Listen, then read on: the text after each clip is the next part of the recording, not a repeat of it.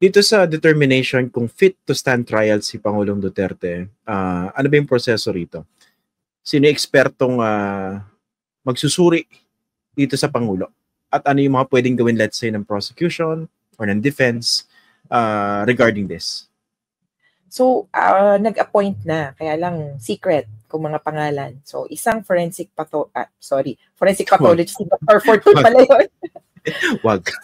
Wag mo na forensic pathologist, okay? Forensic psychiatrist. Tama ba? Psychiatrist kasi medical doctor versus a psychologist.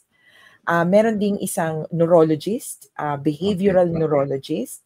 Tapos may isang medyo super special na expert, gerontologist and behavioral psychiatrist. So somebody who deals with the mental capacity, mental situation of old people. So, 3 expert magsasubmit ng report sa, ano ba to, next week? October 31. Next week, no? Halloween. Next week. So, magsasubmit sila ng report. November 5, ang bilis, di ba? November 5, mag-comment si prosecution, si defense, at si victims. So, makikita nila yung report. Kaya lang baka sa atin, hindi sa general public. At even, actually, nung kinakausap namin yung OPCV, sila kasi yung hindi din lahat disclosed sa kanila.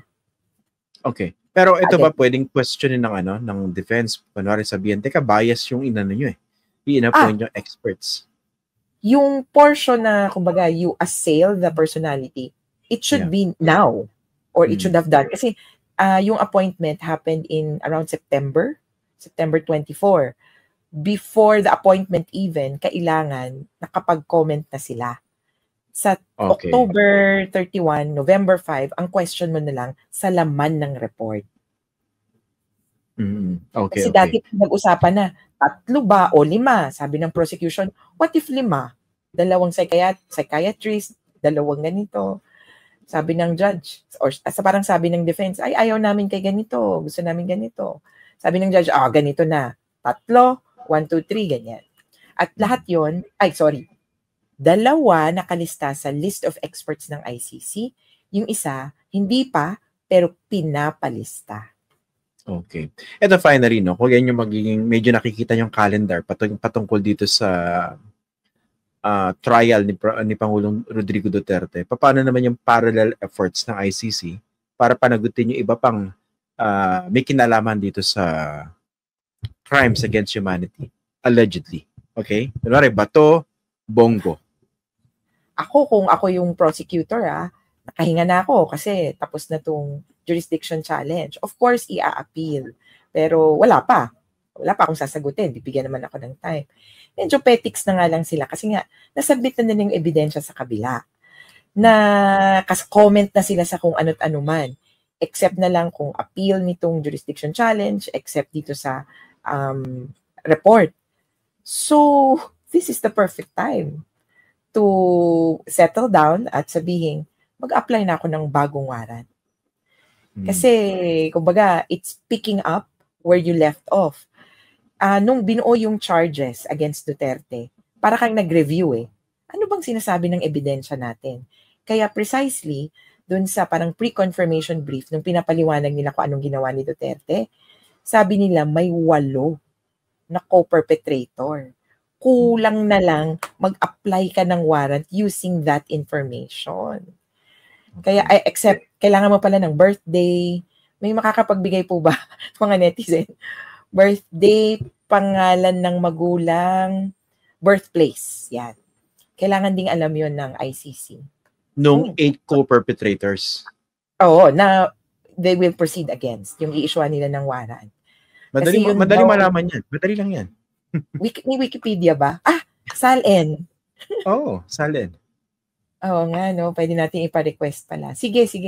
Sabihan namin. So, ito yung mga procedural, no, na kailangan. Okay. So, ito nga.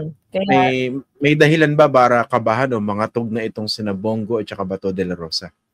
Naku, oo. Kung ako kay Bato, nagtatago na ako sa Bato.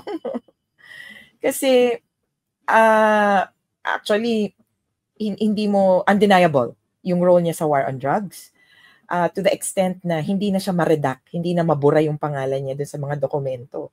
Ito yung dati natin pinag-uusapan na nabanggit yung pangalan niya. Kasi parang, bakit ko pa i-redact? If you look at all the documents, the ICC has not mentioned names, but his and another person's binanggit kasi unavoidable.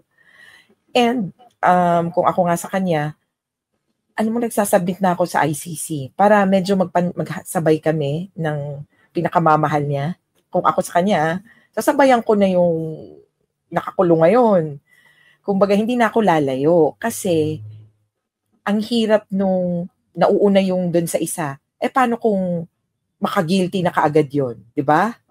It portends a lot for my case. So, sasabay na ako para mag-joint forces kami kahit paano, no? Although hindi sila pwedeng magpareho ng abogado. Mag-joint forces kami para sabay halos namin aayusin yung mga witnesses. Because things can change over time.